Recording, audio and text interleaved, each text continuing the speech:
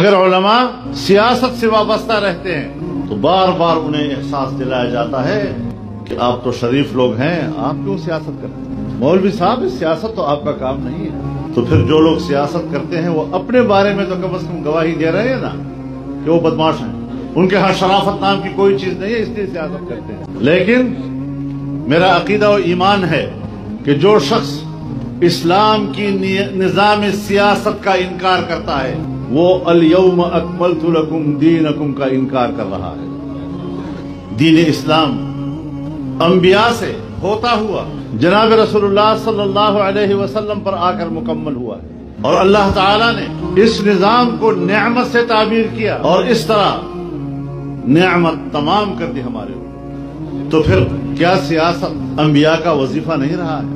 جناب رسول اللہ صلی اللہ علیہ وسلم کا ارشاد ہے، کانت بنو اسرائیل تسوسهم الانبیاء کلما ہلک نبی خلفہ آخر ولا نبی بعد۔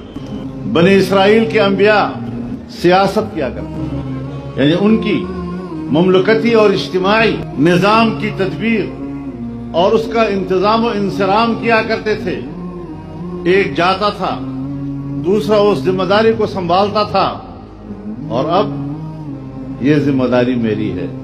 اور ولا نبی بعد، رسول اللہ صلی اللہ علیہ وسلم نے کلما ہلک نبی خلفہ آخر، اس کی ذیل میں فرمایا ولا نبی بعد، اب میرے بعد کوئی نبی نہیں ہو۔ تو ختم نبوت تو سیاست کے ذیل میں ذکر کیا ہے، اور آپ علماء کرام ہمیں کہتے ہیں یہ غیر سیاسی موضوع ہے، یہ سیاست سے بالاتر عنوان ہے۔